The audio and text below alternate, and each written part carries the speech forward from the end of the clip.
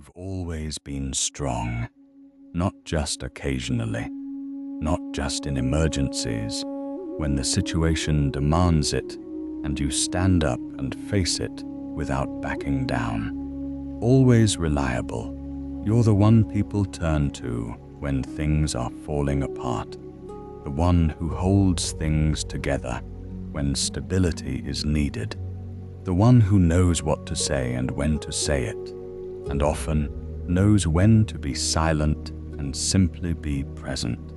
The one who replies to messages even when you're tired. The one who brings food when someone is sick. The one who picks up the phone at 11 p.m. and says, "Of course, tell me everything." And honestly, even when you're completely exhausted after a long, tiring day. You've done this so many times, for so long, that it no longer feels like a role you're playing.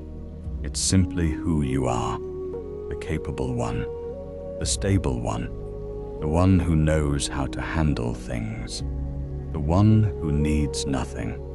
You put on this version of yourself every morning as naturally as you put on your clothes, and you've worn it for so long that sometimes you forget that beneath that facade, there's another person.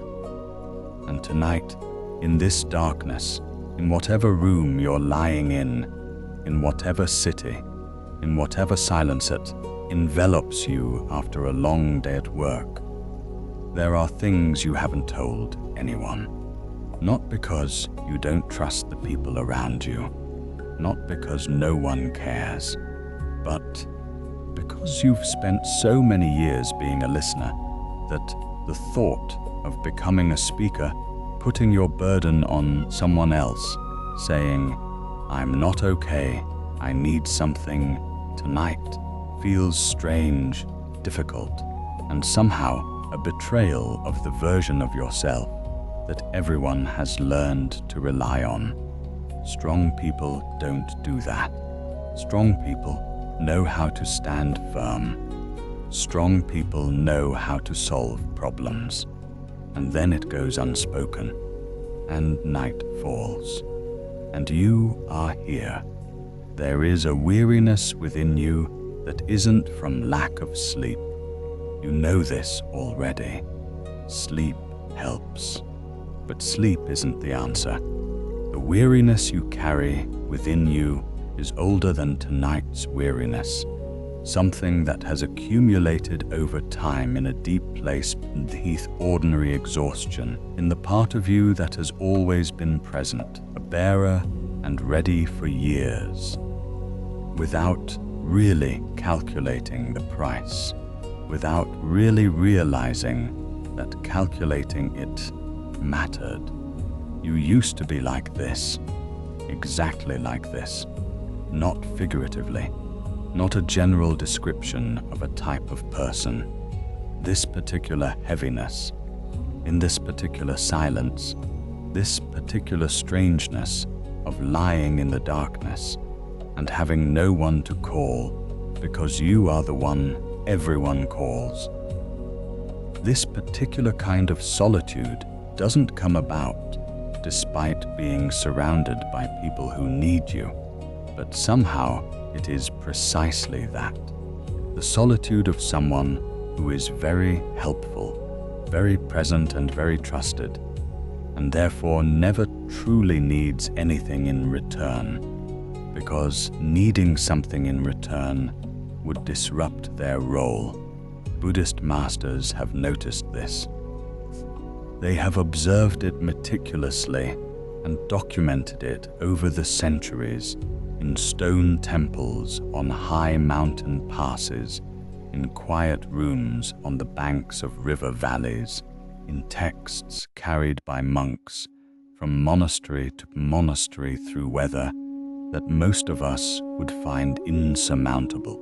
They noticed that the one who always carries others, the strong, the capable, the always ready, and they noticed that such a person often forgets something, not by carelessness, not by lack of wisdom, simply because giving becomes so complete and continuous that there is no room left in the day to remember what the masters pointed out when they spoke of the nature of all things, that the giver is also being supported. Strength is not created in isolation. What at first glance seems like self-sufficiency, when you analyze it carefully, is always more like a deeper interdependence. Tonight, we will reflect on that teaching together, slowly. No need to rush. 7 stories await. They have been passed down through the centuries by teachers who understood this particular loneliness from the depths of their being, those who experienced it themselves, or who were with those who carried it, and who shaped their understanding into stories, because stories can convey things that direct teaching cannot. And they are ancient tales, but they are not about the past. They are about tonight, about the burden you are carrying right now, about the particular weariness of the strong in the darkness, and about something that has existed beneath it all, beneath the years of giving, beneath the reliable presence, beneath the familiar phrase, "I'm okay," something that teachers have spent centuries trying to point out. You don't need to do anything with these stories. You don't need to draw lessons, apply insights, or retain any specifics. The stories will do their work in whichever part of you is ready to receive them. Your task is simply to listen. Be the open vessel, even if only once. Let the words come without analyzing where they should go. We are not in a hurry. The night is long and patient, and it demands nothing of you but your presence. There is something important about that. Most of your life is spent in contexts where people expect you to do something, where you are the one who solves everything, the one who is present, the one who knows what to do. This time is different. This time belongs to a different kind of presence. The kind where you don't need to be a specific person at all. Now, the only thing needed is a willingness to listen. And you are simply the listener. Let it feel strange if it's unfamiliar. Let it feel odd if that's how you feel. You are allowed not to feel immediately comfortable doing nothing. You are allowed to notice the urge to get up and check something, to solve something, to be helpful. Just notice it like you notice the rain, without chasing it anywhere, and gently return to the simple reality of being present here. Wherever you are right now, whatever room, whatever bed, whatever weight, however tired you are welcome here. Allow yourself to be present. Be yourself, not as you want to be. As tonight has made you that is perfectly true.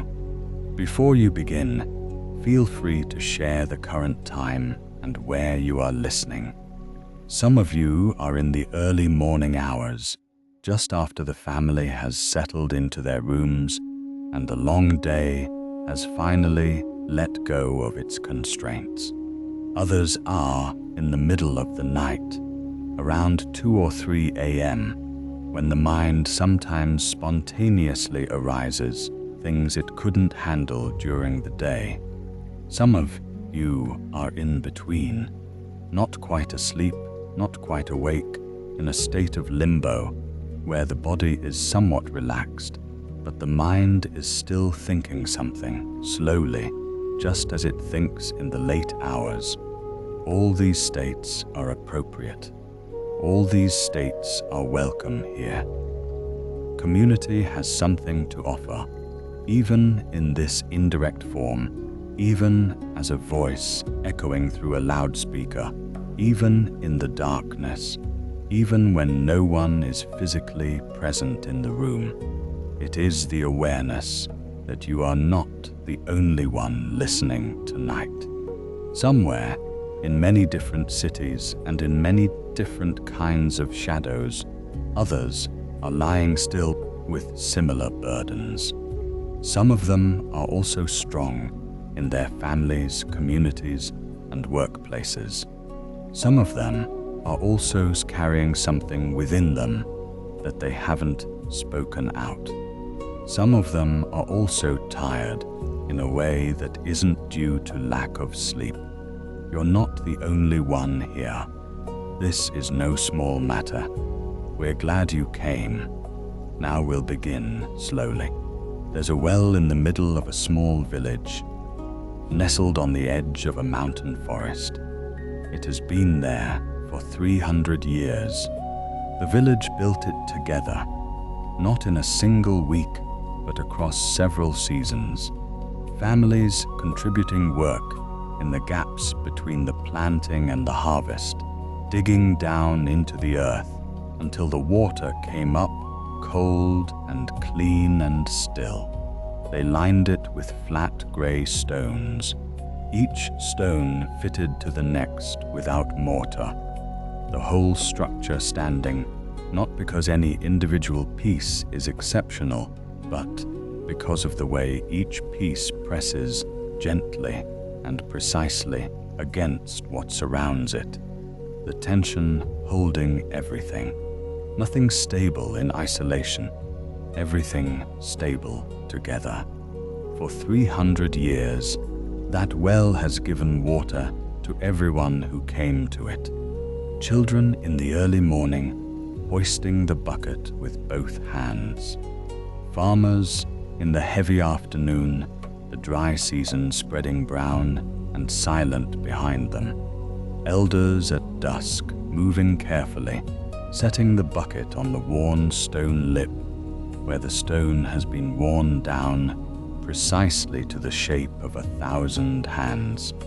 Wedding parties, mourning processions, the ordinary people of ordinary days, who came because they were thirsty and the well was there, generation after generation, for 300 years, without interruption and without ceremony.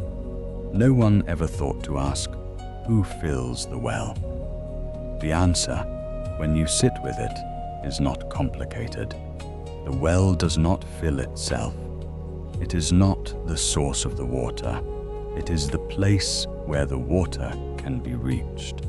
Underground rivers move through the mountain in the dark, invisible, moving in absolute silence, following fissures in the stone that were formed by pressures that predate the village by millions of years.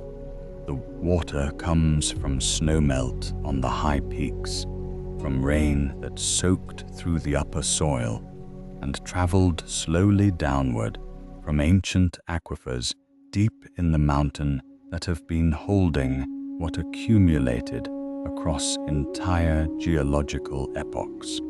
The water has been moving toward this well for years before it arrives. It moves through channels it did not make, through passages that are simply there, and it arrives in the dark of the well cold and ready and clear, and the well holds it for whoever comes. The well receives. This is what the well is. Not a source, not a producer, but a place that holds itself open so that what has been moving toward it in the dark can become available to the ones who need it in the light. Hold this image somewhere in you tonight, not as a symbol to analyze, but as a place to return to. A well in a village at the edge of a mountain forest. The stone worn smooth at the lip from 300 years of hands. The bucket descending into the dark. the water coming up cold and clear and ready from somewhere it has been traveling for years before it arrives. The question the well cannot answer: who fills me? The Buddhist teachers called the answer to this question pratityasamutpada, a word from Sanskrit that means, in its most careful translation, dependent origination. Everything that arises does so in dependence on conditions already present. Nothing stands alone. Not a stone, not a drop of water, not a moment, not a person. The self that presents itself as the strong one, as the one who handles things, who doesn't need anything, who can be drawn from without limit, is itself arising continuously in dependence on conditions it cannot see and has not arranged. Air filling the lungs without effort or decision. A living body sustained by systems too intricate to track. The food that appeared on a table and became the strength to show up for others. Parents, teachers, the unnamed people hundreds of years back whose choices shaped the world into which you were born. The strong one has been leaning all along on things so vast and so continuous that they have become invisible. The way the sound of a river becomes invisible when you have lived beside it your whole life. Not absent, simply so present that perception no longer registers it. The anchor image for tonight is the well. Each story that arrives will open onto it from a different side. Some of them are about what happens when the well runs dry and what the running dry reveals. Some of them are about what fills the well without the well arranging it. Some of them are about what the well learns when it finally, for a moment, stops giving and simply holds still. The image will be there beneath all of them, beneath all 7 stories, all the way through the night. You do not need to track it or manage it. It is simply there, the way the water is simply there, in the dark, below the level of seeing. The stories are the way in, not to the concept. You don't need to understand interdependence as a philosophy tonight. The stories are the way into the feeling of it, the way a concept loosens from an idea into a lived understanding, into something the body has received, rather than the mind has processed. And the way stories do this is sideways, not directly, not as instruction, but as experience moving through the narrative. Something in the body shifts before the mind has caught up. That shift is what we are here for. Here is how the teacher taught it. A young monk arrived at a mountain monastery. He was capable and willing, and the monastery was, that season, short of teachers. So he taught the beginners. And when the administrator fell ill, he organized.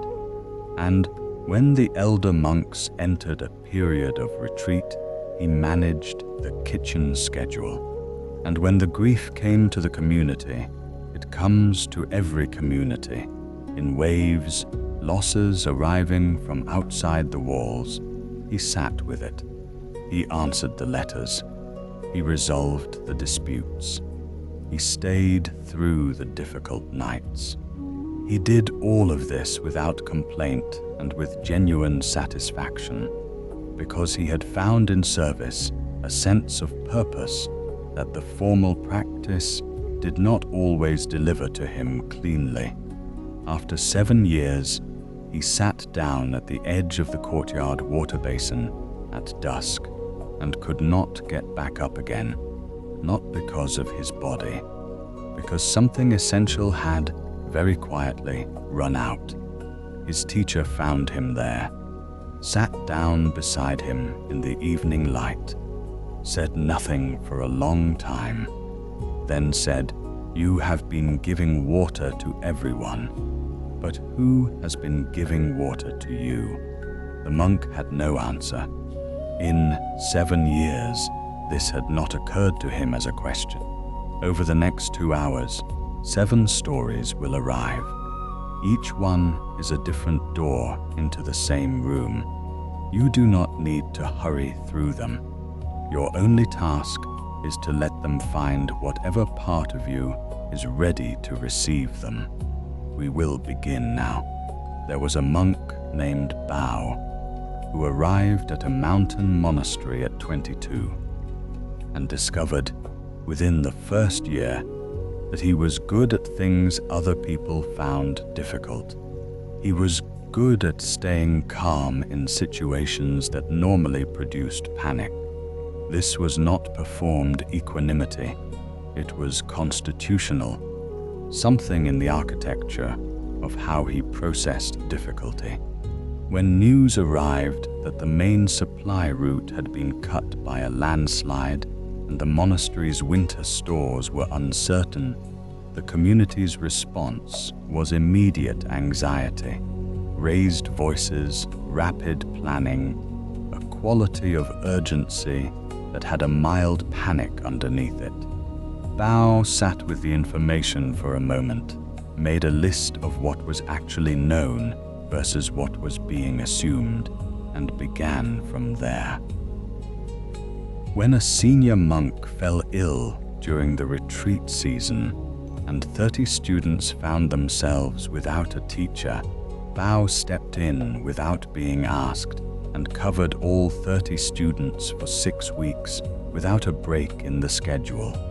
When 2 of the longer-serving monks entered a dispute about the management of the garden, a dispute that had its roots in an argument 20 years old and carried the kind of accumulated historical charge that ordinary mediation cannot easily dissolve. Bao sat with each of them separately, once a week for several months, in the patient and unhurried way of a person who has no particular timeline for resolution. He was also good, and this was perhaps his most valued quality, at not needing anything back. He did not need acknowledgement. He did not need gratitude. He did not need to be told that what he had done was difficult or that the community would have suffered without him. He was, in the way that some people genuinely are, satisfied by the work itself, by the sense of things functioning, things held together, things handled. He found the service meaningful in the direct and simple way that meaningful work is meaningful. It needed to be done. He was able to do it. Doing it made a difference. This was enough. In a community of 40 monks, some young and disoriented, some old and grieving the accumulation of losses that a long life brings, some in the middle years of a faith that had become complicated without becoming less real. A person who doesn't need anything is immensely, almost irreplaceably useful. They become what everyone can draw from without worrying about depletion. They become the well. And so, with no single decision being made and no single moment marking the transition, Bao became the monastery's well. Brother Dao brought his anxiety about his aging parents every week for 4 years, sitting in the cold corridor outside the meditation hall, his voice low and circling. The same fears, the same unanswerable questions, arriving in slightly different configurations, the same need to be heard making the same patient circuits. Bao sat with this every week. He did not tire of it. not in any way he allowed himself to notice. He understood that Tao was not seeking advice. Tao had advice. The situation was clear enough. The advice was obvious. Tao was seeking the experience of not being alone with the thing he was afraid of. So Bao provided that experience, week after week, for 4 years. Brother Liang came to him when the nightmares were bad, not every night, but in the bad stretches, 3 and 4 times a week. He would appear at Bao's door at 2 in the morning or 3, his face carrying the specific exhaustion of someone whose mind will not leave them in peace, and Bao would rise without complaint and make tea, and sit with him until the quality of the dark changed and Liang could sleep again. The novices brought him their doubts about the practice, about whether they had made the right choice in coming, about the integrity of teachers they had trusted, about whether the things they had believed when they arrived were actually true or were simply things they had needed to believe and were now outgrowing in ways that frightened them. Bao received all of this without alarm or false reassurance, which is the rarest kind of reception. You have felt this, the specific competence of being the one who can hold what others are carrying, and the real satisfaction that comes with it. This is not a small thing. It is not nothing. The satisfaction of being genuinely useful in a way that is concrete and visible and makes a difference is a real satisfaction, not a compensation for something missing, not a performance. Something genuinely good about being the person other people can depend on. But there is something that happens beneath that satisfaction, something very quiet and very slow, like water draining from a basin that no one is watching carefully. The level drops imperceptibly across weeks, across months, across years. By the time the drop is visible, you have forgotten when it started. In Bao's 7th year at the monastery, a drought came to the region. It was the worst in living memory. 3 consecutive seasons without significant rain, the rivers running low and cautious over their stones, the wells dropping. The rice stores were carefully rationed. The monks ate less. The ceremonies were simplified. Everything became slightly more minimal, slightly more stripped of its ordinary comfort, and the community moved through this with the kind of collective frugality that has a certain dignity to it. The dignity of people who know how to be less when less is required. And it was in this season, in this particular dry year, that Bao sat down at the edge of the courtyard water basin at dusk and began, for the first time in 7 years, to take an honest accounting of himself. The basin was completely dry, not low, dry. The stone showed the ghost of the old waterline, a darker ring where moisture had been for so long that the stone had absorbed it, had incorporated it into its own color.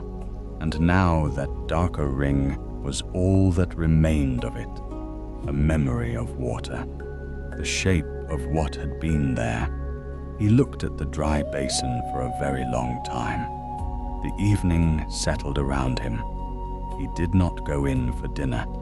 He sat with the basin in the cooling air and began quietly and without drama to follow a thread of thought he had not followed before. He thought about Brother Tao. He tried to remember whether Tao had ever, in 4 years of weekly conversations, asked how Bao's own parents were. Bao's parents were also aging. They lived far from the monastery, and he saw them rarely, and he worried about them in the quiet hours between everyone else's needs, in the same way that Tao worried about his, with the specific helplessness of a person who loves someone they cannot protect. He thought, has Tao ever asked? He searched his memory honestly. Tao had not. Not because Tao was unkind. He was not. Not because Tao didn't care. He probably would have cared if he had thought to ask. But it had not occurred to him that Bao had parents who were aging, or that Bao sometimes lay awake with the same worry that Tao brought to the corridor every week. Because Bao was the one who held worry, not the one who had it. That was the template. That was the shape the relationship had taken, and Tao, like everyone else, had simply learned to live inside that shape. He thought about the nights with Brother Liang. He tried to remember if Liang had ever asked what Bao was afraid of in his own quiet hours. He thought about what he might have said if asked. He thought about the things he had been carrying quietly, the doubts that were real and ongoing, the loneliness that had no single cause, and therefore no obvious remedy, the sense of moving through his days in service of others' interior lives, while his own interior life existed in a kind of permanent holding pattern, attended to only in whatever fragments remained after everything else was handled. He thought, has Liang ever asked? He could not remember that Liang had. The evening continued to darken. The first stars appeared. The basin sat dry in the gathering dark, and Bao sat beside it, and he let the accounting complete itself. This is the particular loneliness of being the strong one. It is not dramatic. It does not arrive with a clear event or a clear cause. There is no villain.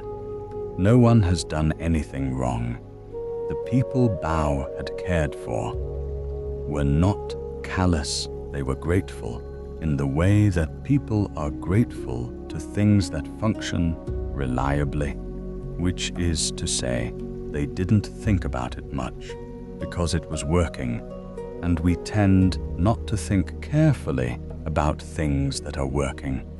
The well gives water every day. We come to the well every day. We are glad the well is there. We go home and drink the water and go about our lives. No one wonders about the well.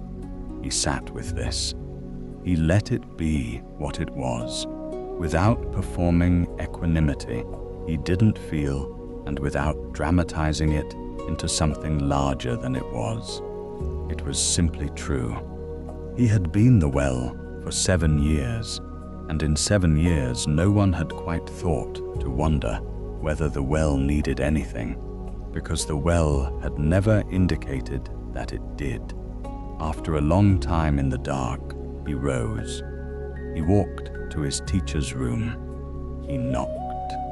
When the teacher opened the door, with the unhurried expression of someone who has trained himself not to be surprised by whatever arrives at his threshold, Bao said something he had not said in 7 years, something so simple it was almost embarrassing.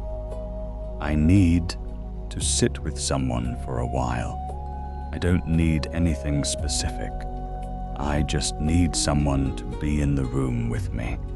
His teacher looked at him, a long look, unhurried. Then he opened the door wider and stepped back and said simply, "Come in." They sat together for close to an hour. The teacher did not offer insights. He did not ask Bao to describe what he was feeling in more clinical terms, did not diagnose the situation, did not offer a path forward. He simply stayed present with whoever Bao was right now, tired, dry, honest, and let that presence be sufficient. It was sufficient. It was more than sufficient. It was, Bao realized much later, exactly what he had been giving to others for 7 years returned to him for a single hour. And the single hour was enough to change something in the quality of how he was carrying himself. Not to solve what had accumulated, not to fill the well in any permanent or dramatic way, but to demonstrate in the most direct possible language, the language of actual experience rather than concept, that this was possible, that he could receive, that there was a door and he could knock on it and someone would open it and step aside and say, "Come in." Walking back to his room in the early dark, Bao noticed that the air felt different. Not the air was the same. Something in his perception of the air, a quality of presence that had been absent for some time without his noticing its absence, had, very slightly, returned. His teacher had not filled the well, but he had sat beside it. And this, it turned out, was what the well had needed more than water. Let us pause here for a moment. Let the story settle where it wants to settle. The monk, the dry basin, the 7 years, the door finally knocked on. Don't reach for what it means or what you should do with it. Simply let it be present in the room with you, the way a companion is present, without requiring anything. When you are ready, we will continue together.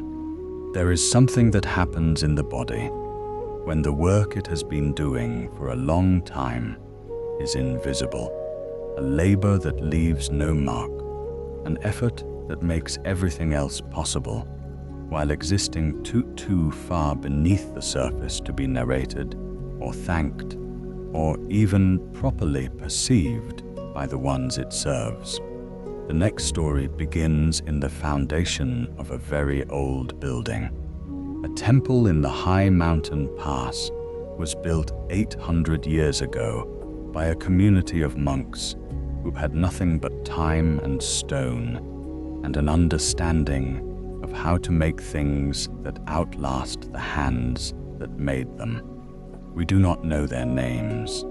The records that survive from that period are administrative, the names of abbots, the dates of the major ceremonies, the inventories of the storehouses in different years, the workers who shaped the stone and fitted the foundation and raised the walls and carved the lintels are entirely absent from the historical record, as most of the world's builders are, absorbed into the structure, present in it, without being visible in it.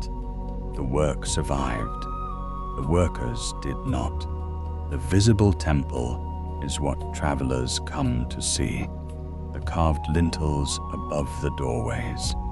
The painted ceiling in the prayer hall, faded now, but still carrying enough color to suggest what it was when it was new. The gold leaf on the altar that catches the lamplight and gives it back in fragments. The monks who live there now lead visitors through these visible things, pointing upward and outward, describing the imagery and the history, explaining the symbolism in the carved figures. No one points at the floor. Below this, stones. Below those stones, the real work. Below the ceiling you are admiring, the foundation you will never see, placed with a care that exceeded what was strictly necessary by people who understood something important about invisible labor. The foundation of the temple is made of stones that the current monks have never seen. They sit below ground level, set into the earth, before any visible wall began, placed first, as all foundations must be, and then covered, as all foundations are, by the structure they make possible. Each stone is approximately the size of a grown man, wide and flat and heavy. Together, they form a continuous layer of held weight, translating the mass of everything above them into a stable relationship with the earth below. They have been doing this for 800 years, not comfortably, not without effort. Stone effort, the effort that exists in the physics of compressed mass, in the slow conversation between weight and resistance that we call structural stability. They hold under the snow that piles on the roof in winter. They hold under the expansion and contraction of stone in its long seasonal breathing. They hold under the small movements of the earth itself, the imperceptible adjustments of the mountain as it responds to temperature and water and time. They hold under 800 years of mornings in the prayer hall, 800 years of footsteps and ceremony and silence and grief, and the small accumulated weight of all the practice that has happened in the space above them. No one thanks them. No one commemorates them. No text records their quality. A scholar came to study the temple, a specialist in very old buildings, in the engineering of things that persist beyond any reasonable expectation of duration. She spent 3 days with the visible structure. She measured, photographed, ran her hands along the stones of the upper courses, made careful drawings of the way the joints were fitted. On the 4th day, she asked the resident monk if she could see the foundation. He told her that no one had asked that before. They moved a stone in the courtyard and descended with lamps into the space below. It was cold there, and the quality of the silence was different from the silence above, older, denser, a silence that had not been disturbed in a very long time.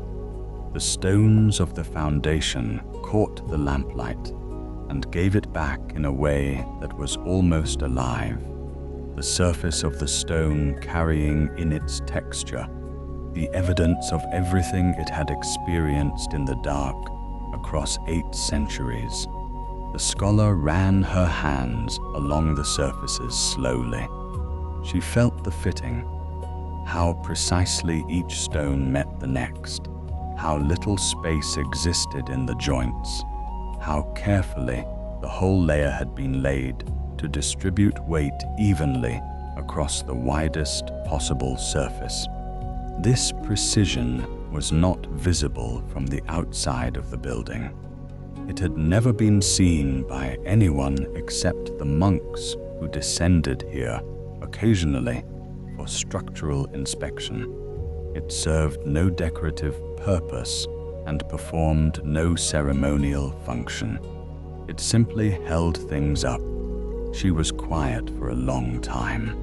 Then she said, "These did the most work. These will never be restored or repainted or photographed or visited. They will never be the thing that someone travels to see. They will simply hold for as long as the temple stands without any acknowledgement of the holding." The resident monk looked at the stones in the yellow lamplight. He thought about certain people he had known at this monastery and at other communities over his long life. People who did the invisible work. The administrator, who managed the finances of the retreat center for 20 years, whose work created the conditions for everything else, without ever being the thing anyone talked about. The monk who swept the main path before anyone else was awake, whose contribution was noticed only in its absence. His own father, a man of no particular visibility, whose steady daily presence had been the ground on which the entire family moved through the world, and whose invisibility had been the price and the form of that contribution. Yes, the monk said, they simply hold. You have felt this, the specific experience of being so reliably present that your presence stops registering as something that requires attention, of making the floor so level that no one thinks about what the floor is resting on, of holding things so smoothly that the holding disappears into its own success, the particular quality of being thanked for something small while the large thing goes unacknowledged, not because the person is unkind, but because the large thing has become part of the landscape, part of how things are. And we do not ordinarily thank the landscape. You have felt this. The version that arrives at the end of a day when you have handled many things and no one has asked how you are. The version that arrives at the end of a week when everyone around you has been in motion and you have been the still point they moved around, and no one has thought to ask what it costs to be the still point. The version that arrives quietly and without drama in the accumulated space of years. And here is what the teachers noticed about this. The more perfectly the foundation does its job, the more invisible it becomes. This is not an accident or an oversight. It is the logic of invisible labor. Perfect reliability creates the conditions for its own unrecognized. If the floor is never uneven, no one ever thinks about what keeps the floor even.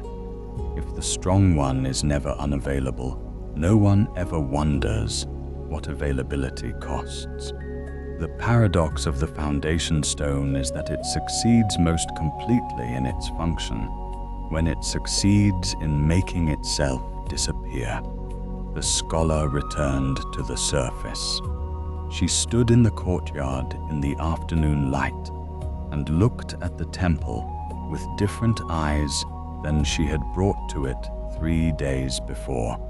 She wrote her report, and in it she noted the quality of the foundation work, the precision, the care, the craftsmanship applied to what would never be seen. And she wrote that whoever placed those stones understood something essential, that the quality of invisible work determines the quality of everything visible above it, that the most important layer is the one nobody sees. Whether that is loss or grace, the stones themselves cannot say, but they are still there 800 years later, in the cold and the dark, holding everything that is visible above them. And the well at the center of the village is full of water that arrived from underground, from rivers that have been moving through the mountain in the dark since before the village existed. And the holding goes deeper than anyone looking from the surface would ever know. Let us pause here for a moment. Breathe. Let the stones and the scholar and the long cold 800 years settle in the body. You don't need to do anything with this. Simply receive it the way the well receives water it has not arranged. When you are ready, we will continue together. There is something that happens in the body when what it is carrying cannot be named, when it is not grief for a specific loss, not anxiety about a specific thing, not the kind of exhaustion that points to a clear cause, when it is simply a general interior flatness, a thinning of the quality of experience, a diminishment that has been accumulating gradually without a visible precipitating event. The kind of depletion that does not respond to rest because it is not physical, that does not respond to connection, because it does not have a shape clear enough to offer to another person. The next story begins there. A monk named Fen had been the monastery's healer for 30 years. Not the physician. There was a physician for the body's complaints. Fen was the person people came to when the body was not what ached. When Brother Tai had not slept in 3 weeks and didn't know why. When a novice kept crying during the evening service and could not say what she was crying about. When one of the older teachers became thin and distant in a way that wasn't physical illness and wasn't obvious grief, but was something in the space between those categories, a kind of weather in the interior that didn't match any of the usual names. These were the ones who came to Fen, often without knowing exactly why they were coming. They would find a small errand, a question about the reading schedule, a request for a particular text, and bring it as a kind of permission to be in the same room as someone who might understand. Fen understood. This was not something she had developed through study, though study had refined it. It was constitutional, a permeability to what others were carrying, a capacity to feel the shape of someone else's difficulty before they had words for it. Some people are built this way. They experience other people's interior weather in their own body before the other person has spoken. It is a gift and it costs something. For 30 years, she had let people bring her their unnamed things. She received without judgment and held without hurrying toward resolution. She did not try to name what was brought to her, did not try to translate it into something more manageable, did not reflexively reach for the thing that would make the difficulty smaller or simpler. She simply remained fully present with whatever was actually true, and returned to the person, over time, something quieter and more breathable than what they had arrived with. Once, a younger monk who wanted to develop the same capacity asked her how she did it. She thought for a moment. Then she said, "You have to be willing to be a jar. You let things be poured into you. You don't analyze what comes in. You don't try to change its shape or hurry it toward the exit. You hold it, openly, without trying to transform it by your holding, and you trust that when the person is ready to take it back, it will have found a different form." The younger monk asked, "But what do you do with it after? What do you do with what's been poured in?" Fen paused. She said something about the jar having sufficient capacity. She said something about the practice of release, of setting down what had been carried through the formality of the evening ceremony. She was not entirely sure, even as she said these things, that she believed them. Because the truth, the thing she had not said to anyone in 30 years was that she didn't actually know what happened to what was poured into the jar. She didn't know whether it released through practice or whether she had simply stopped thinking about it consciously, or whether it had accumulated, layer by layer, in some interior space she didn't have regular access to. She didn't know whether the jar had a limit.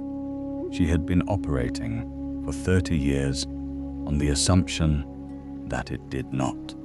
After 30 years, something changed, not dramatically.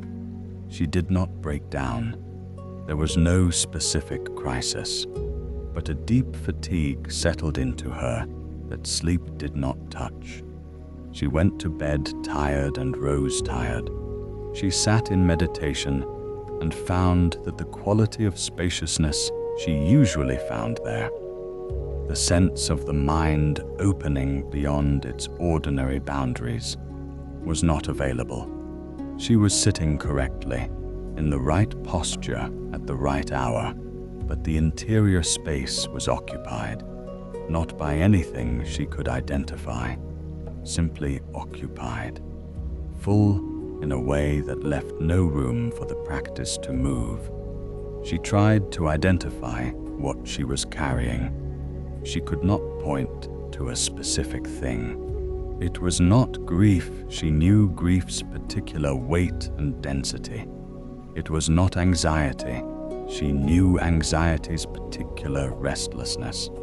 It was something more diffuse, something like the sediment at the bottom of a river that has been flowing through the same course for a very long time. Not any single particle, but the accumulation of many small passages, each individually insignificant bed. Together, having changed the character of the riverbed, she continued receiving the monks who came to her. She listened with the same quality of attention, gave the same quality of presence. She was, insofar as she could assess herself, doing what she had always done.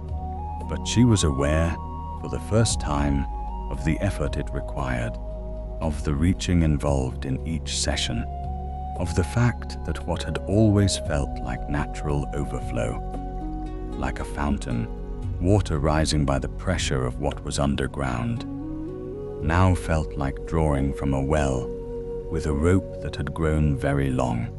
You have felt this, the specific experience of doing what you have always done, being the person you have always been, showing up in the way you have always shown up, and finding that it costs considerably more than it used to.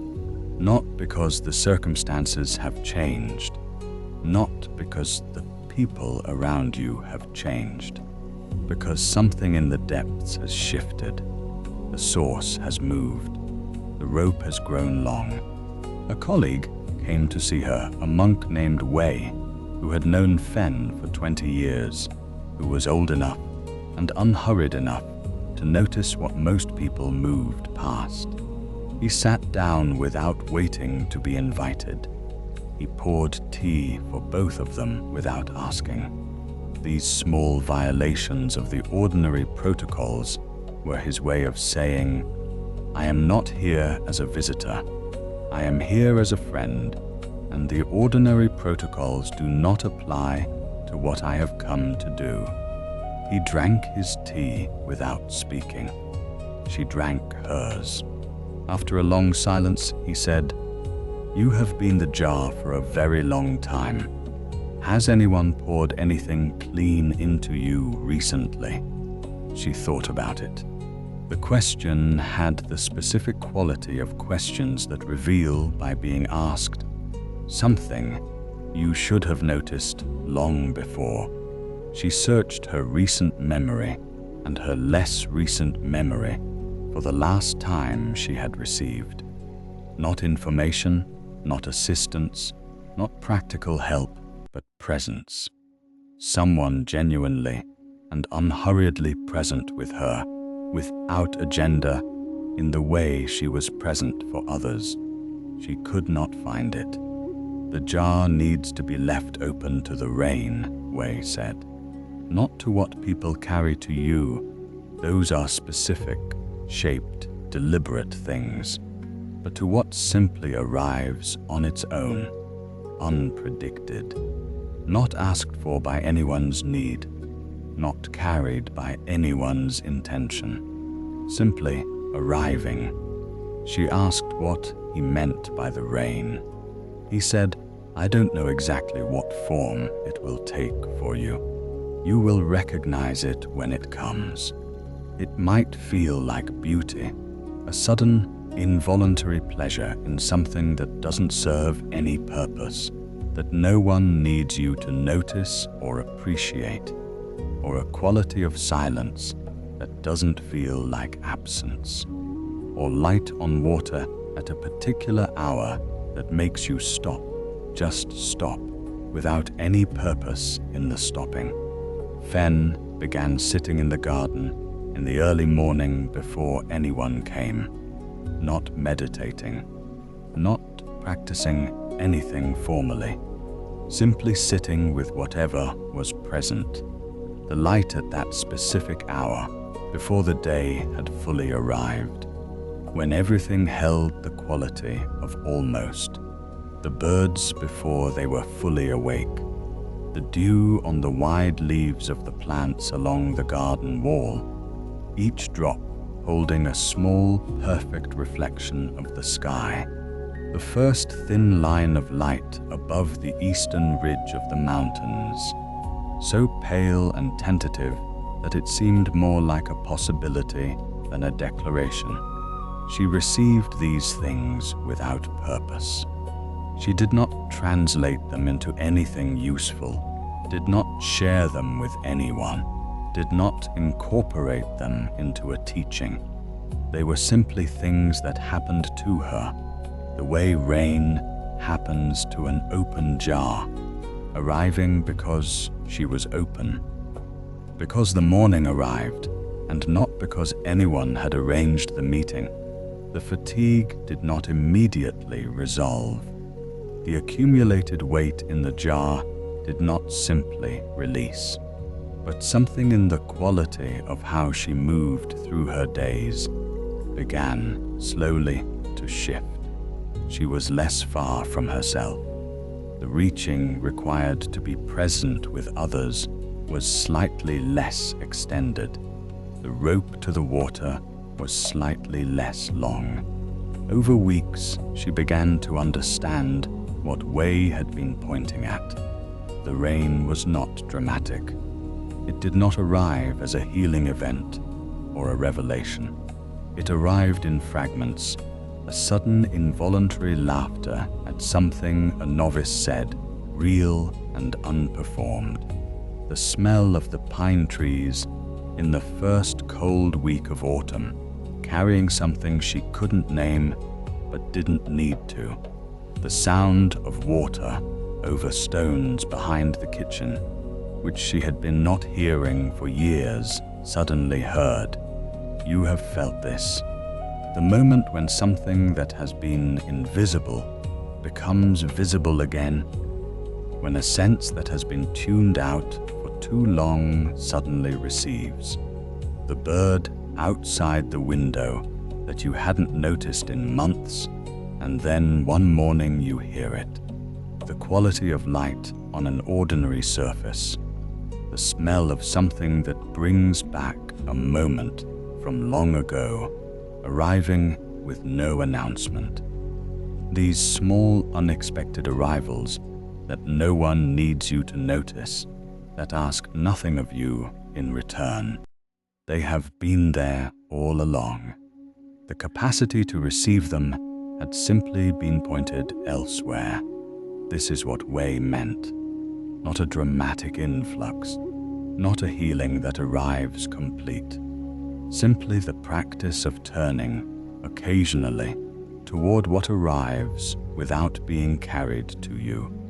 The practice of being, for a moment, the open jar rather than the one who fills other jars. These were not answers. They were not solutions to what she was carrying. They were simply proof that the jar was still capable of receiving. that the capacity for openness had not been lost, only neglected, that what had been blocked was not the ability itself, but the habit of turning toward it, the permission to be filled as well as filling. The well receives water through channels it has never seen, from rivers that have been moving toward it for years before they arrive. The well does not need to understand the journey. It only needs to remain open. Let us pause here for a moment. Let everything rest. Fen, weigh the 30 years, the garden in the early morning light. You don't need to hold any of this consciously. Let it settle in whatever part of you is ready. When you are ready, we will continue together. There is something that happens in the mind when it has been alone in its competence long enough to mistake the solitude for completeness, a quality of certainty about one's own self-knowledge, about knowing the shape of the problem and the nature of the task that turns out, when examined carefully, to be less like self-knowledge and more like the assumption of it. The confidence of the person who has never had to describe the weight to anyone, and therefore does not know the weight as anything except its resistance. The next story begins at the edge of that confidence. In the high mountain pass between two communities, there was a stone that needed to be moved.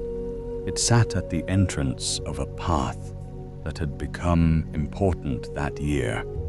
The lower route through the valley had been made impassable by the winter flooding, and the higher path through the pass was now the only dry route between the two settlements.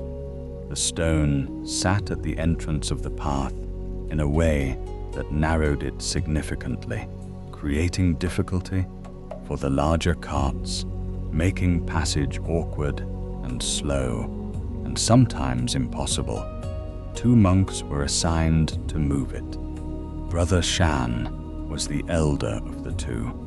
He had been managing the physical infrastructure of the monastery for 40 years, moving things, building things, dismantling things, repairing things. He had developed over 4 decades a precise and refined way of approaching physical problems. He understood weight and leverage and the behavior of stone in a way that was genuinely earned, not theoretical but experiential, the kind of knowledge that lives in the body and in the hands. He was also, in the specific way of people with 40 years of reliable competence, very accustomed to working alone.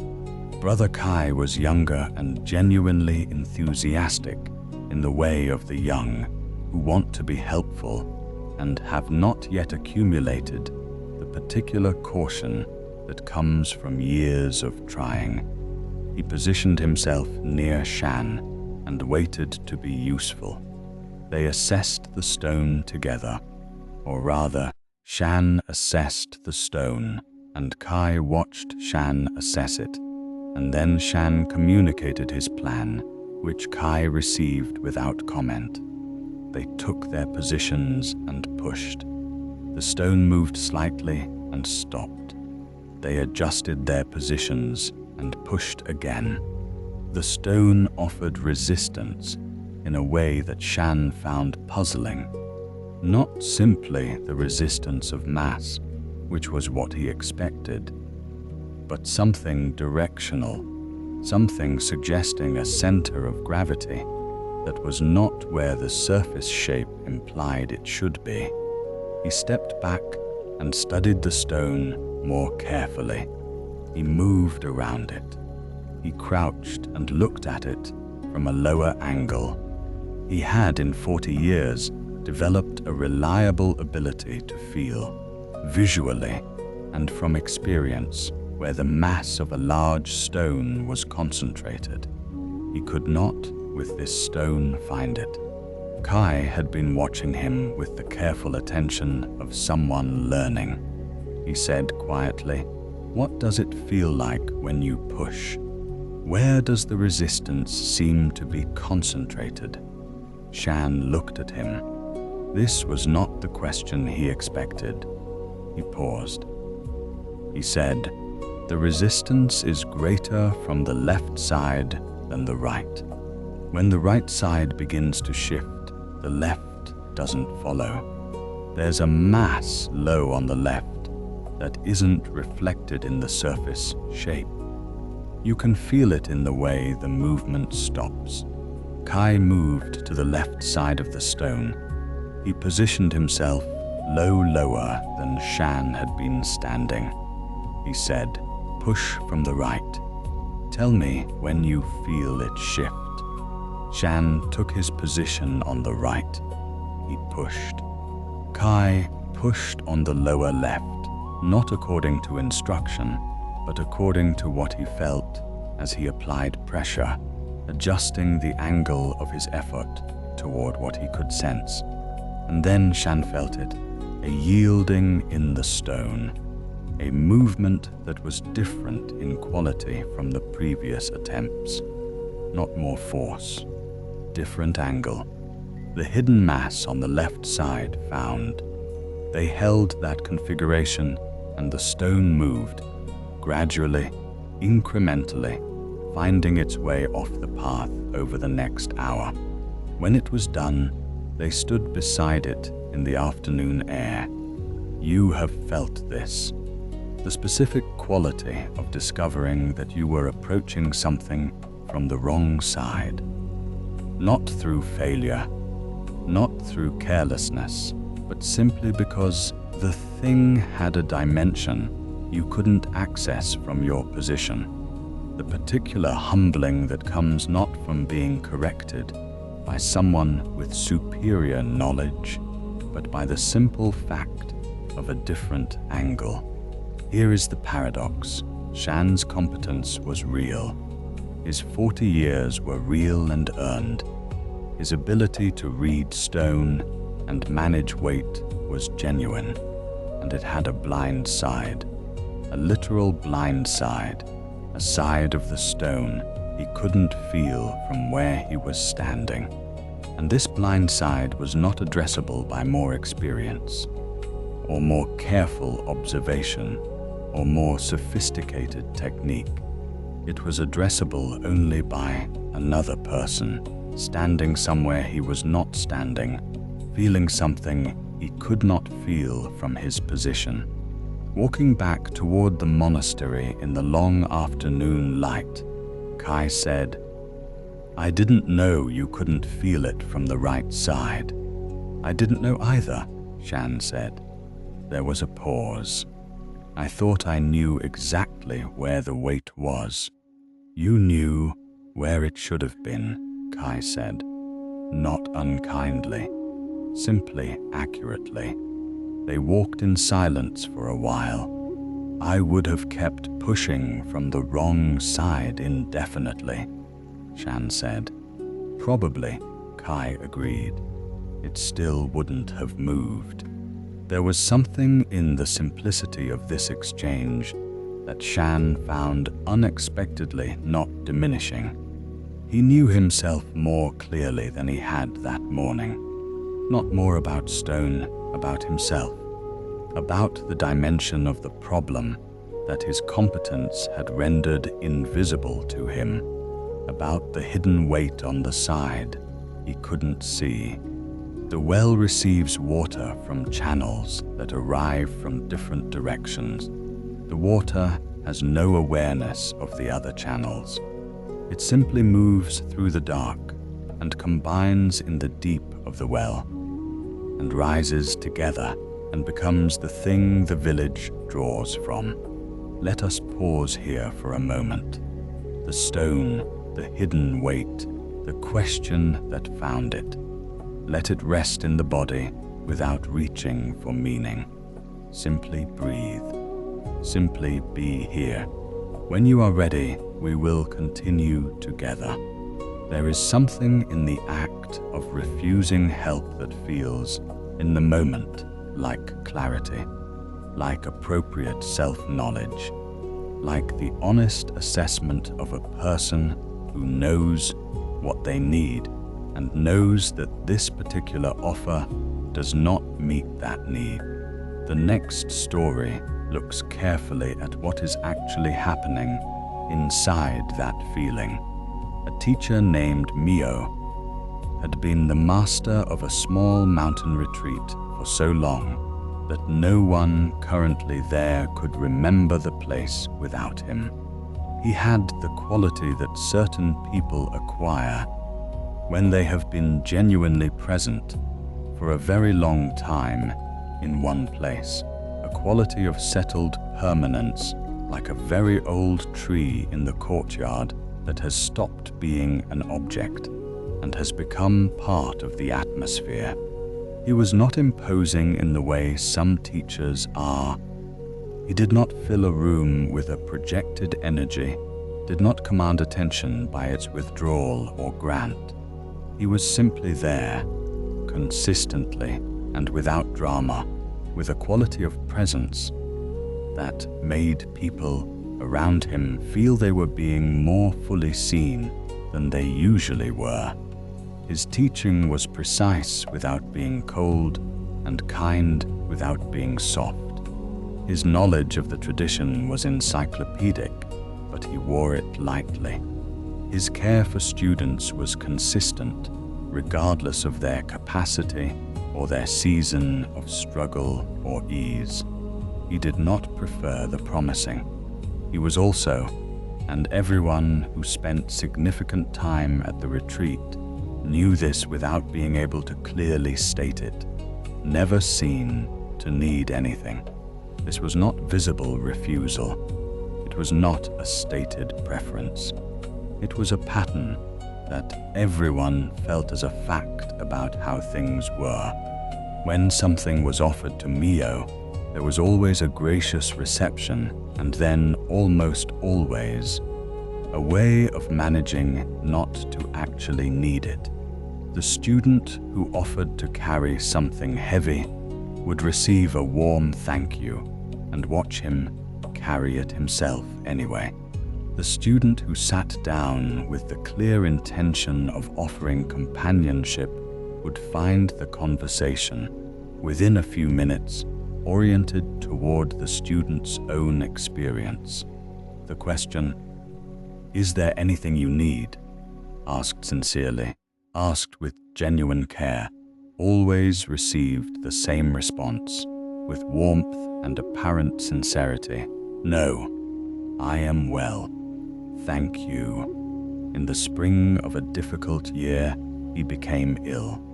A persistent lung complaint, nothing severe, but leaving him thin and slow and unable to teach.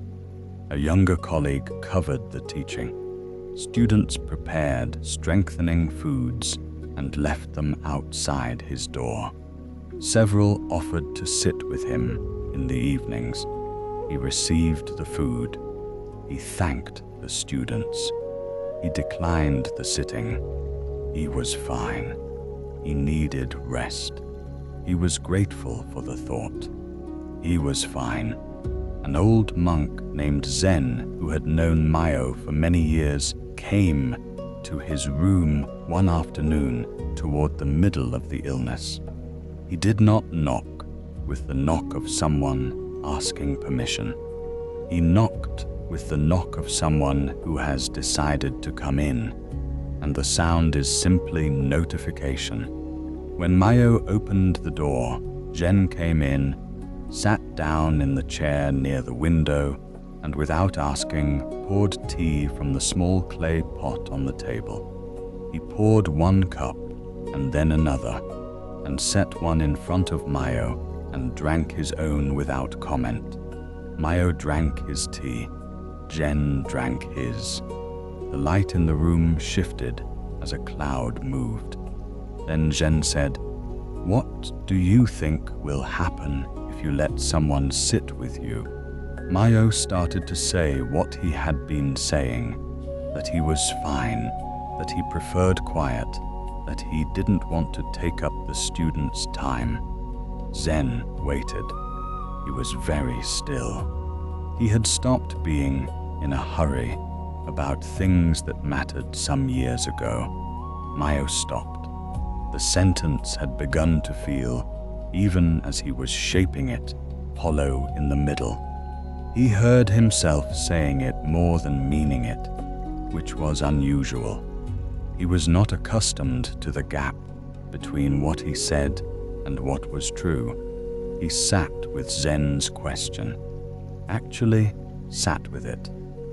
The way he had sat with difficult questions in practice, without reaching for an answer, without filling the space with quick thinking, letting the question do what questions do when they are allowed to. After a long time, he said, "I think they will see that I need something." Zen said, "Yes." Mayo said, "And then they will recalculate everything. All the years of teaching, all the times I sat with them in their difficulty, they will wonder whether what I offered them was real, whether it came from an actual abundance or from the same depletion that they brought to me, whether the teacher who seemed to have no needs was actually just someone who had learned very thoroughly to hide them." Zen said yes. "And what else?" Mayo said it quietly. "And then what I gave them will be smaller, because it will have come from someone who was not what they thought, someone like them." A long pause. Zen put his cup down. "Or," he said, "it will have come from someone exactly like themselves, and it will be larger. You have felt this. The fear at the center of the strong one, that being seen to need something will retroactively reduce the value of everything given, that the usefulness of your care depends on your imperviousness, that the well is trustworthy precisely because it doesn't itself need water."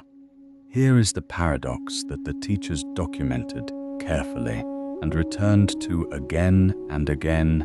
The opposite is true. The giving that comes from genuine abundance, not performed abundance, not gritted teeth abundance, but the real thing comes from the person who has learned to receive as naturally as they give, the one who has never permitted themselves to be cared for, is not giving from abundance. They are giving from reserves. The water is real, the giving is real, but the direction is all outflow and no intake, and the system is not sustainable. Mayo allowed Zen to stay. He let the second cup of tea be poured. The following day, he let a student sit in the corner of his room and read aloud, not from any teaching text, just a story, an old account of a monk who had traveled to the coast and encountered the ocean for the first time. He listened with his eyes closed. He did not comment or interpret or offer anything in return. He simply received the story, the way he had received Zen's presence, as something given without conditions, requiring nothing back. When he recovered, there was something different in his teaching, a permeability, a quality of being more genuinely present, as though something had been removed from between himself and the people in the room with him. He was still precise. He was still kind. He was still the person they had come here to study with. But there was something easier in him now, something less maintained, as though the energy that had gone into maintaining the glass had been freed for something else, and that something else was simply more presence, more warmth, more of what the teaching had always been trying to convey, but that had always arrived slightly through a medium. One student said to another, "He seems more like a person now." The second student said, "Was he not before?" The first student thought about it carefully, trying to name what they meant. He was. But before, it was like seeing him through glass. The glass was beautiful, but you were always slightly aware of it. Now the glass is gone. What was behind the glass turned out to be not weakness. What was behind the glass was not a diminished teacher or a less trustworthy guide or a well that was less full. What was behind the glass was a person who had needed something, who had allowed himself to need it, and who had, by allowing that need to be witnessed, by letting Zhen sit beside him and pour tea without asking, become more of what a teacher needs to be, genuinely present in the room, genuinely present in the moment, not performing in vulnerability, but being simply human. The well does not receive water because it is deficient. It receives water because it is precisely what it was built to be. A held-open container built specifically so that what arrives from underground can become available to the ones who come. A sealed vessel is not a well. It holds what it holds, and what it holds moves in only one direction, and eventually, even the finest and fullest sealed vessel runs out. Let us pause here for a moment. Let Mayo and Zhen and the glass that dissolved rest in whatever part of you they landed in.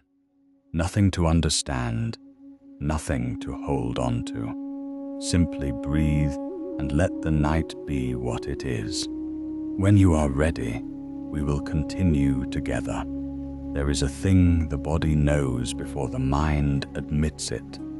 It arrives as a heaviness that is not quite sadness, a quality of the light going slightly thin, a diminishment that has no specific cause, but has a clear character, the character of something that has been giving continuously and is approaching what it can give. The mind will often resist this knowledge for a long time because acknowledging it requires something the mind is reluctant to provide, an honest accounting. The next story begins at the moment when the body's message finally becomes too clear to defer. There was a river that ran through a valley in the high mountains. The monks who lived there had known it their whole practice lives as the ground note of every day. It ran beside the meditation hall, and in the early morning sessions, its sound was the background of the practice. Not intrusive, not distracting, simply present in the way that constant things are present, beneath perception, folded into the assumption of how things are. The river was there the way the ground was there. A monk named River Keeper, this was her role, and eventually what everyone called her, had tended the relationship between the monastery and the river for 18 years. She monitored the level, managed the water intake for the community, maintained the small ceremonies, the tradition associated with moving water. She was the one people came to with questions about rain and drought and the seasonal moods of the mountain. She was good at this. She was good at most things she undertook.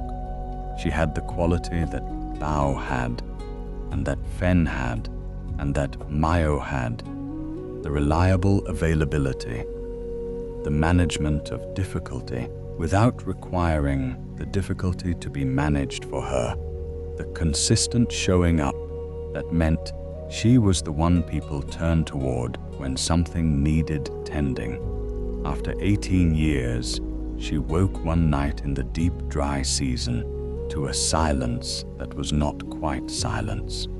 Something had changed in the sound of the river. She lay in the dark identifying what was wrong before she was fully awake. The river was still there. It had not stopped, but the sound was different. What had been continuous rushing, a sound with forward motion and confidence, had become something else. Intermittent, tentative. The water was moving, but with pauses, now moving through pools and then pausing, then moving again. The certainty was gone from the sound. What had been a declaration had become a question. She rose. She went to the bank. She stood in the dark, listening to the changed sound of the water for a long time. The night was clear and very cold, and the stars were dense and close in the way that mountain stars are dense and close, and the river moved below her in its diminished and uncertain channel. She thought, the river is tired. And then, in the way that clear seeing arrives when the ordinary management of perception is suspended, when the defenses are down because it is 3 in the morning and the river is speaking in an unfamiliar voice. She thought about herself. 18 years. She had arrived young and thrown herself into the community's life completely. Practice, service, maintenance, care, the 100 daily gestures of making the community function. She had become indispensable in the way that the river was indispensable, so constant and so reliably present that no one thought about her the way you think about something you might lose. She was simply part of the world. She was not unhappy. She had not experienced a specific crisis. She had not lost anyone. She had not failed at anything visible. She simply felt, in a way she had been trying not to name for several months, like the river sounded tonight, the certainty gone from the flow, the forward motion becoming intermittent, pooling, pausing in places it had not paused before. She sat down on the bank. The stones were cold. She pulled her robe tighter.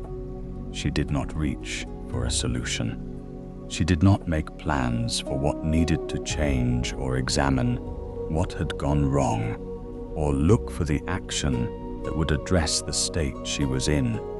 She had spent 18 years doing those things for others and for the community, and tonight, the thing requiring attention was her own state, and she did not want to manage it.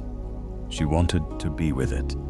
She sat with the uncertain river and let herself be a person who was also uncertain, not performing wellness, not reassuring anyone, not being the strong one for the river or for herself or for whoever might have been watching. No one was watching. It was 3 in the morning in the cold. She was a person sitting beside a river that was asking a question, and she was a person who was also asking a question, and neither of them had an answer right now, and that was what was true. You have felt this, the specific relief, and it is a relief, even when it is hard, of finally stopping the management, of letting what is true be what it is, without reaching for the thing that will translate it into something more presentable or more useful. The body unclenches. The breath changes. Something that was held in the interior, held in the way you hold something you are not quite ready to put down, begins to release. In the Zen tradition, there is an understanding that the teachers tried to point toward without being able to fully state it, that the most powerful thing a person can sometimes do is be honestly present with the reality of their own state, not to fix it or transcend it or translate it into something more useful, simply to know it clearly and be with it without adding anything. She was with it for a long time. As the night moved toward its center, the river's sound changed slightly. Not because she had done anything, the water responded to its own conditions, to the temperature change that comes in the deepest hours, to the way the air moved through the valley. But the change arrived while she was sitting there, and it sounded like something to her, like the river coming back slightly from wherever it had gone, still thin, still quieter than its ordinary voice, but with something returned to it, some small increment of forward motion, some modest recovery of what it had been before. She thought, it will find its way back. And then she thought, so will I. Not because she had resolved anything, or because the 18 years of invisible labor had been acknowledged, or because someone had sat with her the way she had sat with others, simply because she was finally honest with herself about where she was. And honest acknowledgement of a true state is itself a form of movement. Something that has been held tightly releases a little when it is finally, fully seen. She had not solved anything in that long night on the bank. She had not come up with a plan for how to change the conditions of her life at the monastery, or how to ask for what she needed, or how to restructure her relationship to the giving so that it cost less. These were things for other days, for conversations that had not yet happened, for a process that would take longer than a single night on a cold riverbank. What she had done was simpler and more fundamental than any of that. She had allowed the state she was in to be seen by herself in the honest dark, without the management and the performance and the practiced reassurance. She had let what was true be true, and this the teachers understood, and the tradition preserved, and the stories have been saying in every form available to them across centuries. This honest acknowledgement is not nothing. This is, in fact, where everything starts. Not the solution, not the plan, the honest accounting, the dry basin looked at without flinching, the thin river listened to without insisting it be otherwise. When she rose with the first light and walked back toward the monastery, something was different in how she was carrying herself. She could not have named exactly what. She was not healed. She was still carrying what she had been carrying, but she was carrying it differently, with more honesty, with less performance, with the quality of a person who has told herself the truth and found that the truth, while not comfortable, is considerably less heavy than the continuous work of managing the truth. The river ran in its thin channel behind her.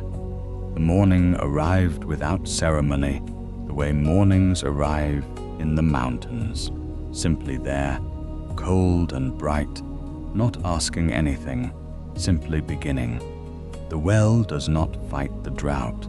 It holds what it has. It trusts that the underground rivers are still moving even in the dry season. even when the level drops, even when the bucket must go deeper than usual to find the water. The well has been here long enough to know the water has always, in the end, come back. Let us pause here for a moment. Let Riverkeeper and the cold bank and the long night of sitting rest in whatever part of you they found. You have been listening for a very long time tonight. That listening is enough. That openness is already the practice. When you are ready, we will continue together. There is a moment, and the Chas recognized it and wrote about it carefully, because it is both common and almost never spoken of. When a person who has been strong for a very long time notices, for the first time, that they have never quite learned how to ask for help, not that they have forgotten the skill. They were not taught the skill. The template was never built. The role was established so early and so completely that the template for receiving never had a chance to form. The next story begins in that recognition. There was a woman named Yun who came to a monastery in her middle years after a life that had required of her more than most lives require. She had raised 3 younger siblings after her parents became unable to. She had done this without being asked and without being thanked in any proportional way, because there was no one to do the asking or the thanking. The situation was what it was, and she was who she was, and the two facts aligned in the most natural and devastating way. She had worked while her siblings were in school, managed the household, managed the moods and the crises and the ordinary, endless demands of younger people, growing through difficult years. When her siblings were grown, she had worked in a way that made other people's work possible. She was the one who organized, who planned, who made sure the things that needed to happen were happening. She was the one people called when something needed to be fixed. She had a reputation for competence and a private life that was largely empty of anyone who knew what the competence had cost. She came to the monastery not in crisis, but in a kind of long-deferred reckoning, a sense that she had been putting her own life aside for so long that she had lost track of what she was putting it aside for. The monastery was a place to recover that thread, or to find out whether the thread still existed. She was a good student. She was thorough, diligent, consistent. She showed up for the early practice without fail. She learned quickly and retained carefully. She was, within a few months, one of the people the teachers pointed to when they wanted to indicate someone who was progressing well. She was also, the teachers noticed, completely unable to ask for help. Not in a dramatic way, not in a way she acknowledged or that was visible in any single moment. But when the practice was difficult, and it was difficult, regularly, in the way that serious practice is always difficult, she worked her way through the difficulty alone. When she didn't understand something, she researched it herself, found the answer herself, processed it herself, before coming to a teacher. By the time she arrived at a teacher's door with a question, she had already done everything that could be done to not need the teacher. One of the senior teachers, a woman named Bo, who had been watching Yun for several months, asked her once why she spent so much effort solving things before bringing them to a teacher. Yun thought about it. She said, It doesn't feel right to bring something half-processed. The teacher's time is limited. I should have done the work before I take up their time. Bo said, "Where did you learn that?" Yun paused. She tried to trace it. It went back further than she could easily see. It went back to the years of managing the household, when there was no one above her to bring things to, when she was the top of the structure, and bringing something to someone above her was simply not available as an option. It went back before that, to the particular family configuration that had shaped her, the way she had learned early and thoroughly that her needs were subordinate to the situation's needs. It went back, perhaps, to something even earlier than that, something in the basic template of who she understood herself to be. She said, "I'm not sure exactly, but it feels presumptuous to ask before I've done everything I can do first." Bo looked at her for a moment. Then she said, "Yun, what if asking is part of doing everything you can do?" Yun sat with this. It was a small reorientation, stated so simply that it seemed almost obvious, and yet it touched something in her that was not obvious at all. Something she had been carrying for a very long time without noticing the weight. That evening, Yun sat in the garden after the meal and thought about the question. She thought about how many times in her life she had needed something and had not asked for it.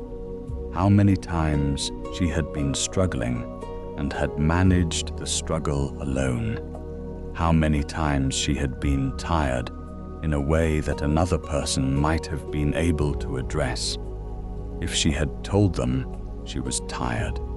How many times she had sat at the edge of something difficult and thought, "I will not burden anyone with this. I will figure it out." The number was very large, and she had always considered this a virtue. You have felt this, the specific internal logic of the strong one who doesn't ask, the sense that asking is an imposition, a burden, a taking of something that should be freely offered or not at all. The feeling that to ask is to demand, that it removes the other person's freedom to offer or withhold. The particular pride, often unrecognized as pride, of the person who would rather struggle invisibly than risk the experience of asking and being declined. And here is what the teachers noticed about this particular pattern. It is not actually about the other person. The reluctance to ask is not about protecting the other person's time or freedom or resources. It is about protecting the self from the vulnerability of being a person who needs something, from the exposure of the needing, from the moment of suspended waiting, when the request has been made and the response has not yet arrived.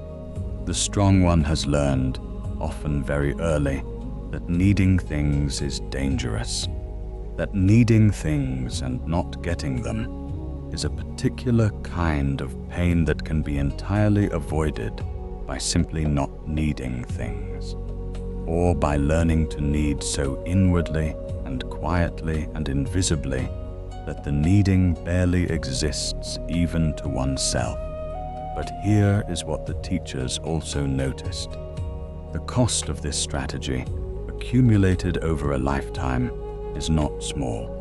The cost is the life that could have been lived differently, the relationships that could have had more depth, the burdens that could have been shared, the strength that could have been received, instead of only given, if only the door had been opened from the inside.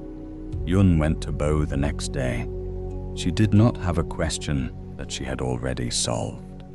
She had a question she had been sitting with for months and had not known how to bring because it did not have a clean answer, and she had always felt she should arrive with clean problems rather than tangled ones. She sat down and said, "I need to ask you something I don't already know the answer to." Bo said, "Good." Yun said, "Good." Bo said, "Yes. The questions you don't know the answers to are the ones worth asking." They sat together for a long time with the question. Bo did not give her the answer. There was no single answer. They sat with it, turning it slowly, in the way that two people can sit with something tangled and find, over time, that the simple act of two pairs of eyes on the same thing changes its quality, not solving it, not resolving it, but making it something that was shared rather than something that was carried alone. Afterward, walking back to her room in the late afternoon light, Yun noticed something she had not expected. The question felt lighter than it had when she arrived, not because it had been answered, because it had been witnessed, because she had brought an unfinished, unresolved, genuinely difficult thing to another person, and the other person had said, "Yes, I will sit with this with you." And this simple act of bringing and receiving had done something that months of working on it alone had not done. She thought, "I have been doing everything I can, but this, asking, was not in my list of things I was allowed to do." She put it in the list. In the Buddhist tradition, there is a teaching sometimes called the Three Jewels: the Buddha, the Dharma, and the Sangha, the awakened one, the teaching, and the community. The three are always offered together as a unit because the tradition understood that awakening is not a solitary project. The community is not incidental. It is not the context in which the practice happens.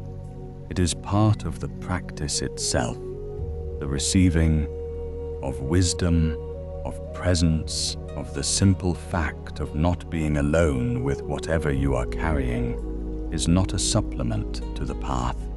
It is the path, or at least it is one of the roads. The well receives. The jar is left open. The hidden weight on the left side of the stone is found by a second person, standing where the first could not stand.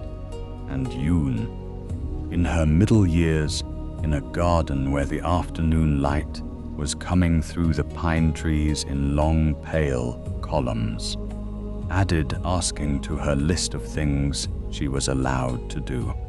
It was a small addition. It changed something large. Let us pause here for a moment.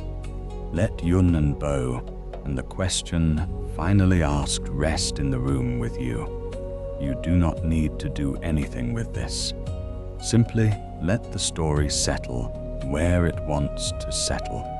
Let the particular feeling of bringing an unfinished thing to someone else and having it received. Let that image rest quietly in whatever part of you is ready. When you are ready, we will continue together. 7 stories have arrived tonight. Let them rest where they are. Let them find their places the way sediment finds its places in a pool that has finally gone still. Not quickly, not with effort, but with the patient intelligence of things settling into their natural level.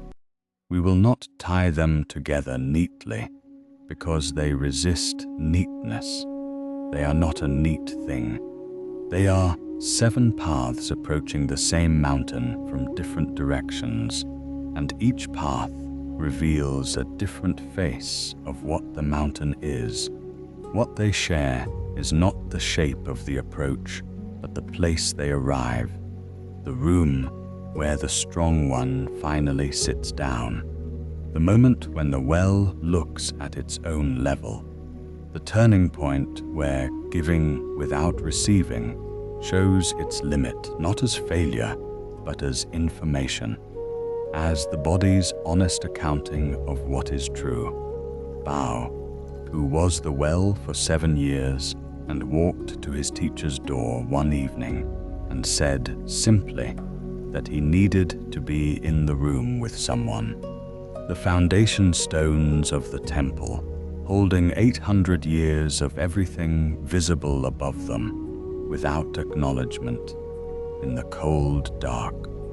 Fen, who was the jar for 30 years and sat in the garden at dawn and let what arrived arrive, without requiring it to be useful. Shan, who found the hidden weight on the left side of the stone only because Kai asked a question from a position. Shan could not occupy alone. Mio, who let the glass between himself and the people he had been teaching for decades finally dissolve, and found that what was behind the glass made his teaching larger rather than smaller. River Keeper, who sat on the cold bank through the deep hours and let the uncertain river do what the body alone could not do, tell the truth about where things were. And Yun, who spent a lifetime bringing only finished problems to other people and finally learned, in her middle years, in a garden in afternoon light, that the unfinished ones were the ones worth asking about. The Buddhist teachers returned to one teaching more consistently than almost any other. They debated it in the stone courtyards of mountain monasteries, and in the wooden halls of valley temples, and in the outdoor spaces where teaching sometimes happened under trees when the weather permitted. They wrote about it in texts, and commented on those texts, and commented on the commentaries across centuries, each generation adding something, each generation discovering that the teaching contained more than the previous commentary had touched. They tried to convey it in sermons, and in conversations, and in the stories that circulate through the tradition, and keep arriving in different forms, because they are carrying something that cannot be said in any other way, something that the mind understands only after the stories have already done their work. The teaching is called Pratityasamutpada, dependent origination, interdependence. Its core is this: nothing stands alone. Not a single phenomenon in the field of existence arises independently of conditions already present.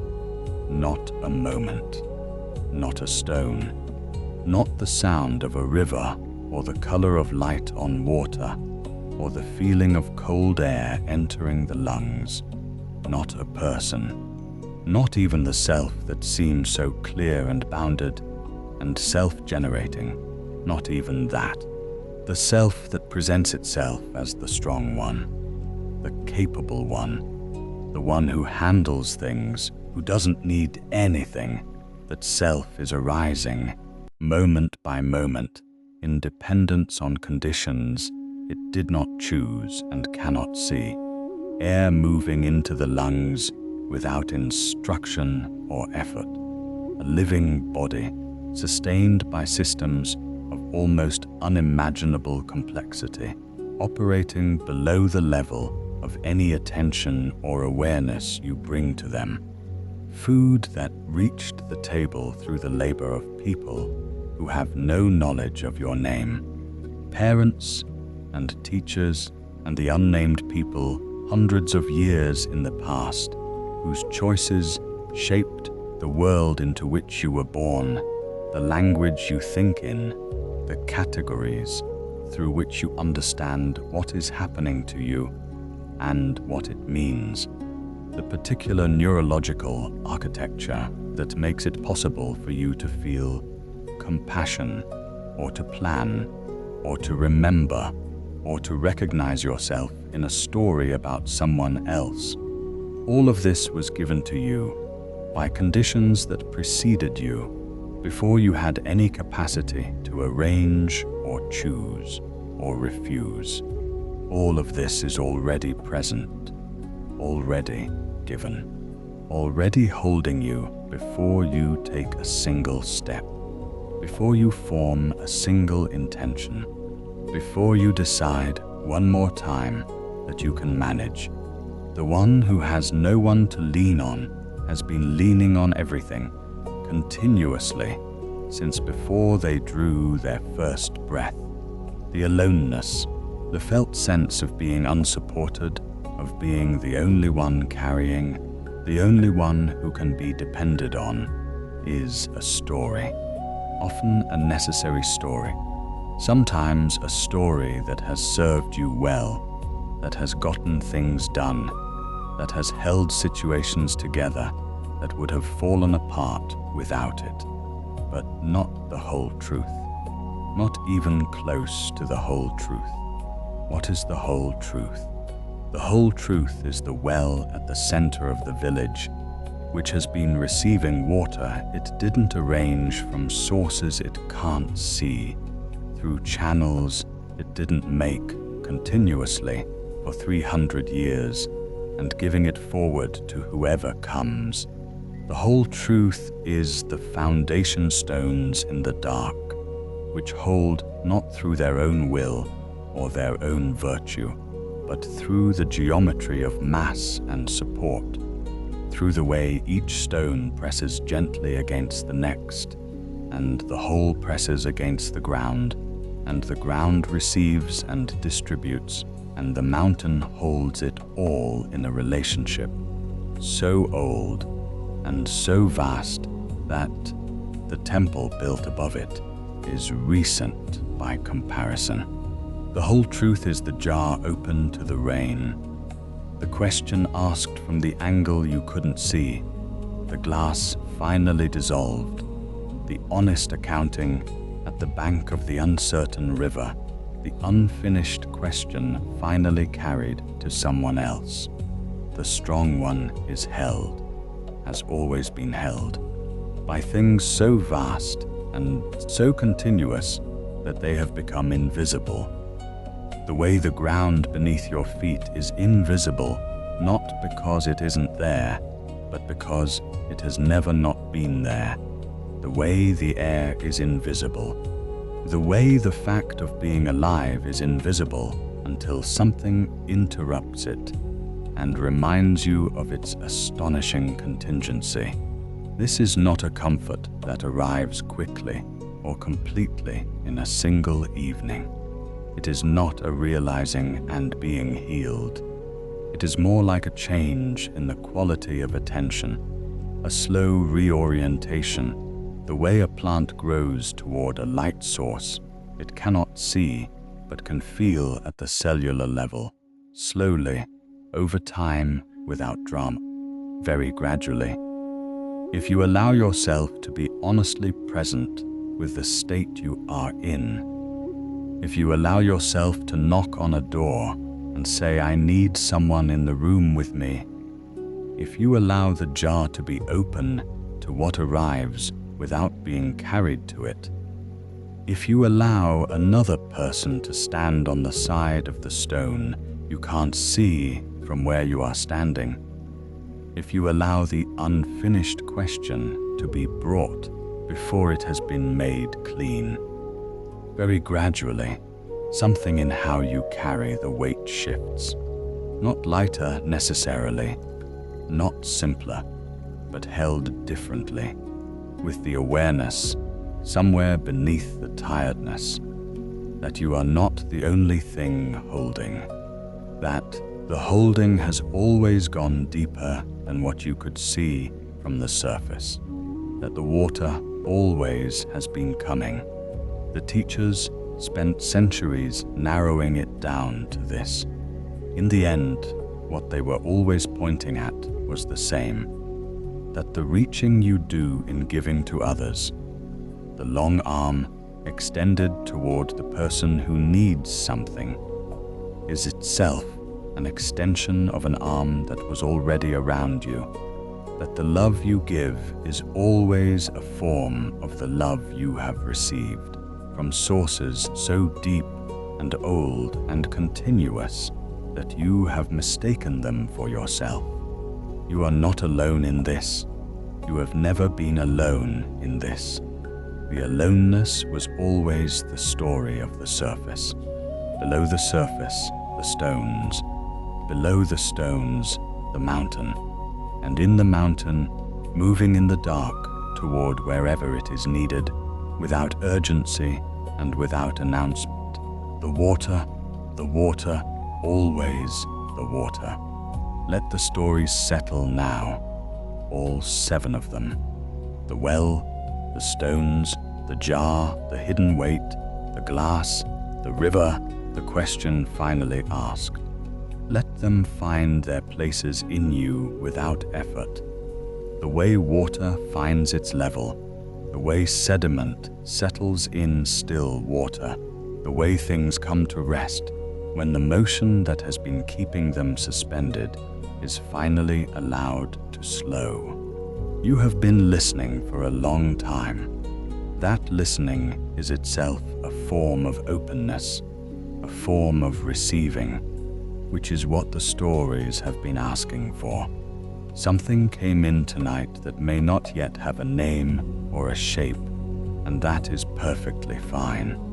The water does not need to name itself before it enters the well. Let your body begin to release now. There is no particular sequence to follow and no particular place to begin. Simply notice where the body is holding something, and let that be the first place. The body knows. The body has been keeping track in its own way throughout all of this, through the long hours of being the strong one and the longer years before them. Trust it to tell you where to start. Perhaps the shoulders. The shoulders carry not only the weight of today, but the accumulated practice of carrying. The posture of someone always slightly braced, slightly ready for the next thing that will need to be handled. Let them soften. Not by pushing them down, not by effort. Effort is what has been keeping them raised. Simply withdraw the effort. Let the muscles remember that they don't have to be ready right now. Nothing is arriving right now that requires readiness. The night has no demand in it. Let the shoulders be where they naturally fall, perhaps the jaw.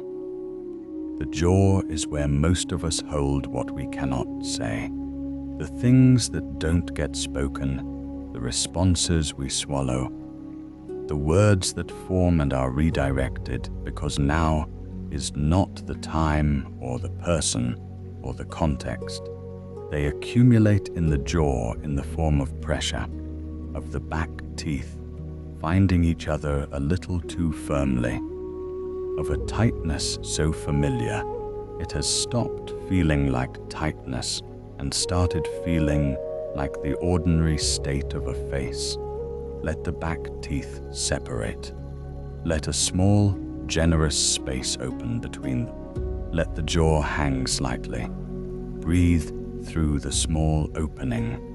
Notice if something releases elsewhere in the body in response. Perhaps the space behind the eyes.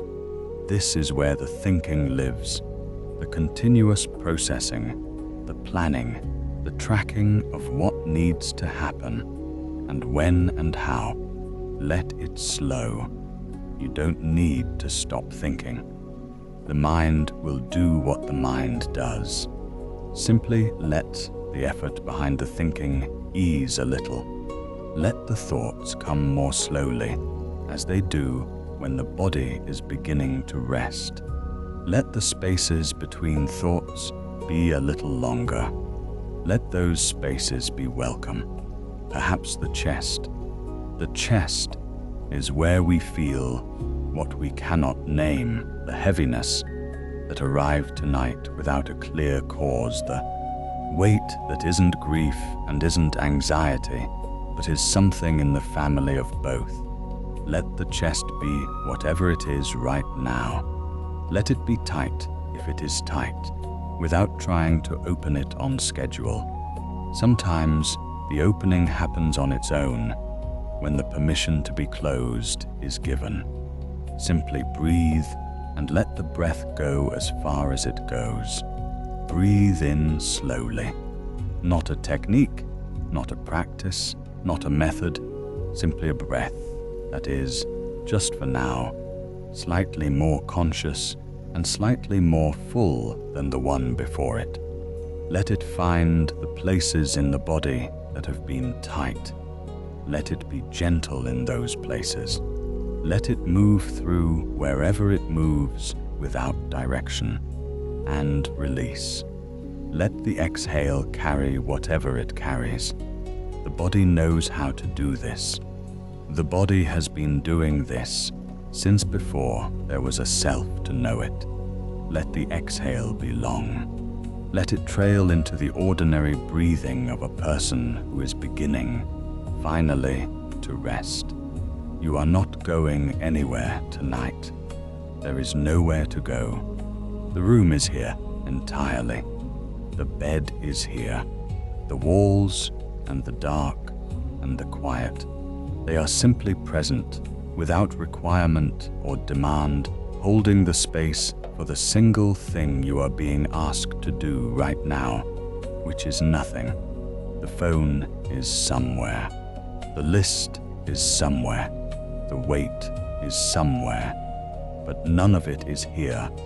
In this breath, in this moment, in this specific pocket of the night that belongs entirely to the act of letting the night be the night. Some of you are already at the edge of sleep. Let yourselves go there. The stories will be in you, wherever you go. You don't need to hold them consciously, or remember them, or carry them as lessons. They have already done what they came to do. In whatever part of you was ready to receive them, something has been received. That is enough. That is more than enough. The well is full tonight. You do not need to check. Underground rivers have been moving through the dark, through all of these hours, through all of these stories, through all of the long telling and the long listening. The water level has been rising. It is there. It was always going to be there. The mountain provides.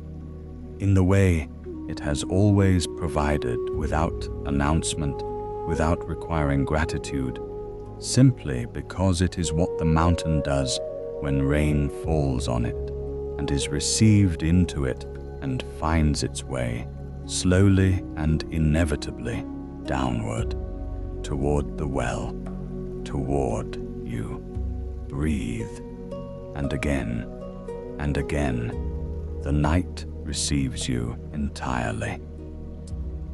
Somewhere tonight, someone who has been the strong one for a very long time is lying exactly where you are, in the particular dark of the small hours, not quite knowing how to rest inside their own bones, not quite knowing how to let the night be what it is without managing it, simply lying there with the tiredness and the silence and the not quite knowing. And somewhere in the foundations of a very old temple, stones that no one alive has seen are holding everything visible above them, holding without announcement, holding in the cold and the dark, holding because it is what they are, what they have always been, what they will continue to be when the temple above them is long gone and the mountain has reclaimed its own, and somewhere underground in the mountain, water is moving through the stone in the dark toward a well that has been waiting, moving slowly, without urgency, without awareness that it is moving or that anything is waiting for it. Through passages it did not make, following the logic of slope and gravity and the ancient architecture of the mountain's interior, carrying what it has been carrying for years before it arrives, finding its way to where it is needed without requiring that anyone understand the journey, without requiring that anyone be grateful for it, without requiring anything at all except that the well remain open. This invisible movement, this continuous ancient unpublicized arriving, is not separate from you. It is not something happening elsewhere that you can only hope to receive. It is the same movement that holds you right now, in this breath, in this dark, in this moment of finally resting. It is what you are made of. Every act of strength you have ever offered came from the same source as that water, from something deeper than what you knew you had, from something that was already there before you started counting, from the vast and quiet generosity of a world that holds you without being asked. You have always been this held. You simply had not looked, or you had looked and seen only the visible level, the courtyard, the walls, the surface of the water in the basin, and had not known to look further. The foundation does not announce itself. The underground rivers do not surface to demonstrate their existence. The holding goes on whether or not you are aware of it. And now perhaps you are. Perhaps this is what tonight offered. Not a solution, not a path forward, but a small shift in the quality of looking.